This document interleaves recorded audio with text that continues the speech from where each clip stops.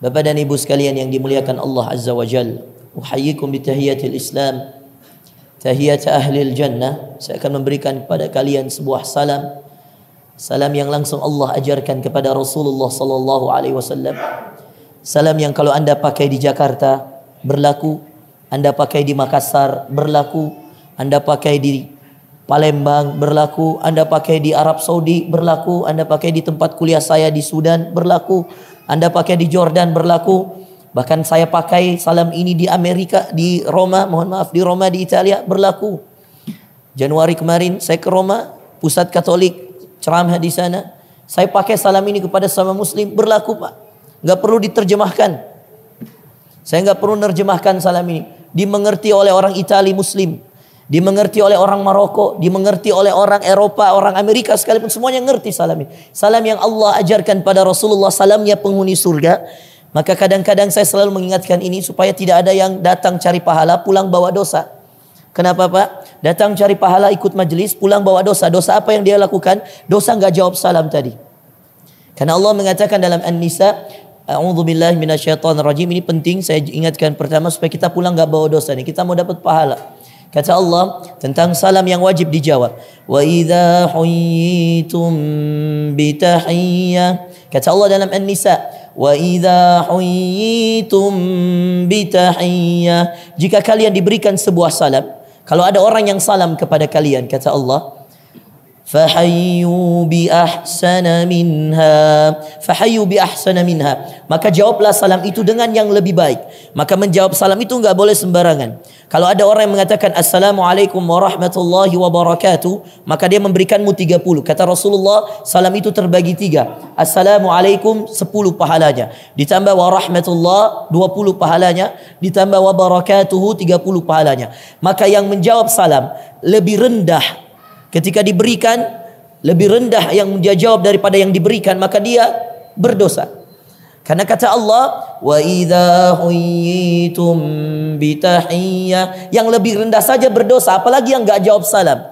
Karena hukum memberi salam sunnah, teman-teman. Hukum menjawabnya wajib. Hati-hati.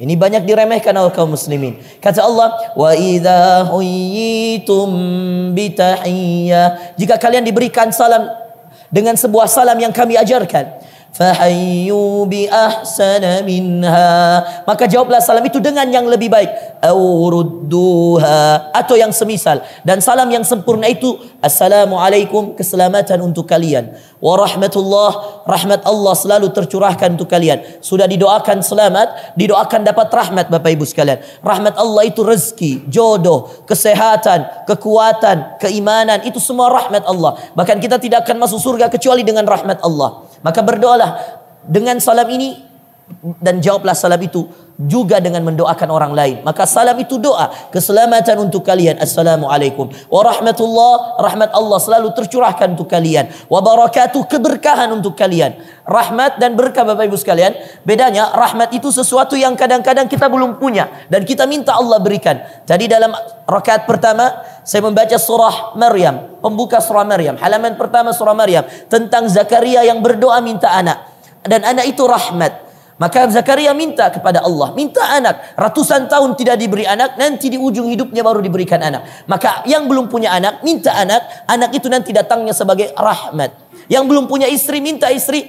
Istri itu nanti datangnya rahmat. Yang baru punya motor, mau punya mobil, karena takut kehujanan, maka nanti mobilnya ketika datang itulah rahmat Allah. Yang belum punya rumah masih ngekos, pengen punya rumah di dunia, pengen dibangunkan rumah di surga, maka rumah nanti yang Anda miliki itu rahmat Allah. Maka rahmat itu kadang-kadang sesuatu yang belum dipunya, lalu Allah berikan, itu rahmat. Beda dengan berkah. Keberkahan itu, saudara sekalian, yang Anda sudah punya dan diberkahi. Anda sudah punya rumah itu Allah izinkan Anda hatamkan Quran selama 30 hari. Satu hari 1 juz Anda baca Quran di dalamnya. Anda pakai tahajud, Anda pakai duha, maka rumahmu berkah.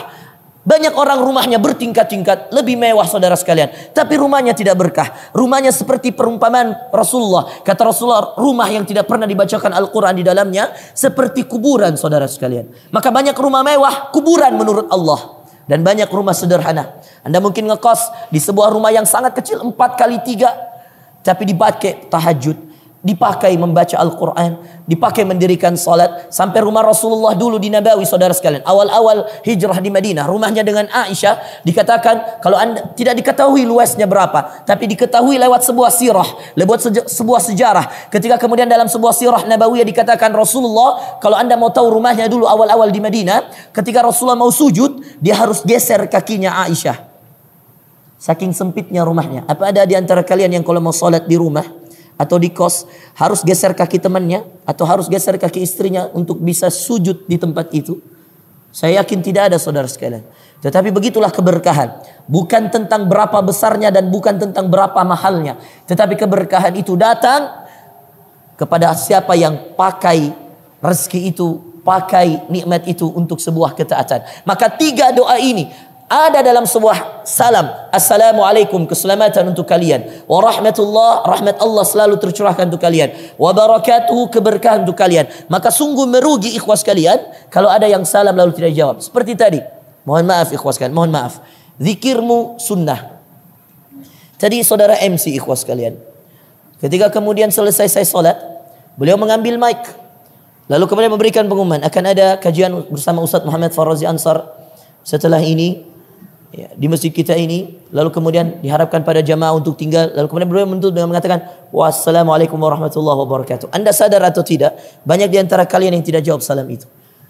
Kalau anda sedang zikir sekalipun, atau kalau anda sedang baca Quran sekalipun, berhentilah lalu jawablah salam itu. Selama anda masih mendengarkan, maka berhenti. Kecuali salat, saudara sekalian. Satu-satunya tempat, satu-satunya keadaan yang tidak boleh menjawab salam, salat. Dan satu-satunya tempat yang tidak boleh menjawab salam, toilet. Selain itu, dimanapun anda berada, kalau anda dengar, anda jawab. Bahkan kalau itu bukan untuk anda, dan anda jawab, anda dengar, dan anda muslim, anda jawab, saudara sekalian. Ada orang mengatakan assalamualaikum warahmatullahi wabarakatuh kepada temannya, sahibnya, temannya. Lalu anda dengar, maka anda wajib menjawab, saudara sekalian. Yang mendengar, menjawab. Ayatnya An-Nisa, wa idza huyitum bi tahiyyah fahayyu bi ahsana minha aw rudduha. Jika kalian diberikan salam, maka jawablah dengan yang lebih baik atau yang semisal. Dan tidak boleh, saudara sekalian, lebih rendah, yang lebih baik atau semisal. Maka kalau ada orang memberikan assalamualaikum 10, warahmatullah 20, wabarakatuh 30, maka anda tidak boleh menjawab waalaikumsalam, karena anda membalas 30 dengan 10. Itu tidak boleh. Atau anda cuma membalas waalaikumsalam warahmatullah, padahal yang memberi salam assalamualaikum warahmatullahi wabarakatuh, dia berikan 30 untuk anda. Kata Allah tadi, maka jawablah salam itu yang lebih baik atau yang semisal, dan tidak ada yang lebih baik dari 30 itu. Maka jawabannya harus sama, yang semisal waalaikumsalam warahmatullahi wabarakatuh. Ustaz, boleh enggak menjawab salam dalam hati? Boleh saja, tetapi lebih afdal salam itu diucapkan, karena sunnahnya diucapkan. Maka memberi salam sunnahnya diucapkan. Seperti itu juga dengan Quran. Quran membacanya boleh enggak dalam hati? Boleh aja, tapi anda tidak sesuai sunnah. Yang sunnah Quran itu warattilil Qur'ana tartila, dan bacalah Al-Quran dengan tartil. Maka sunnah memberi salam diucapkan, sunnah menjawab salam diucapkan. Karena anda tidak mungkin tahu orang beri salam pada anda kecuali kalau dia ucapkan. Gak mungkin ada orang tiba-tiba mengatakan, kenapa kamu gak jawab salam saya? Loh, kamu gak bilang udah dalam hati? Gimana? Betul tidak? Ya, kita pengen dapat pahala, maka pulang jangan bawa dosa, teman-teman. Saya berikan pada anda salam yang Allah ajarkan dan yang Rasulullah sallallahu alaihi wasallam sunnahkan, yang isinya penuh dengan kebaikan, ada keselamatan untuk kalian, ada rahmat Allah untuk kalian, dan ada keberkahan. Assalamualaikum warahmatullahi wabarakatuh. Tuh, dengerin, ada orang kan? Tadi waktu antum salam gak ada yang jawab. Malaikat yang jawab. Tes sekali lagi. Assalamualaikum warahmatullahi wabarakatuh. Coba, kalau tadi saya nggak jelaskan ini, nggak sebesar ini jawabannya. Percaya sama saya, Bu. Nih. Maka saya jelaskan dulu 5 menit, gak apa-apa deh, waktu saya habis sedikit. Nih. Yang jelas, setiap kali kajian teman-teman, perhatikan tuh. Saya kalau ada MC berdiri, yang paling saya takutkan ada dia salam dan saya tidak jawab. Khawatir sekali saya. Masih perhatikan itu, dia salam gak nih? Kalau dia salam, saya harus jawab. Ini kaidah agama. Salam itu syiar Allah Azza wa Jalla. Wa may yu'azzim sya'airallah fa innaha min taqwal qulub. Siapa yang mengagungkan syiar Allah, itu bagian dari ketakwaan. Maka yang jawab salam, yang beri salam itu syiar, dan itu sunnah Rasulullah. Siapa yang berikan salam dan menjawab salam, dia telah mengamalkan sunnah. Kata Rasulullah sallallahu alaihi wasallam, haqqul muslimi 'alal muslimi sittun idza laqitahu sallim alaihi. 6 hak muslim dari muslim yang lainnya. Yang pertama, ketika bertemu beri salam.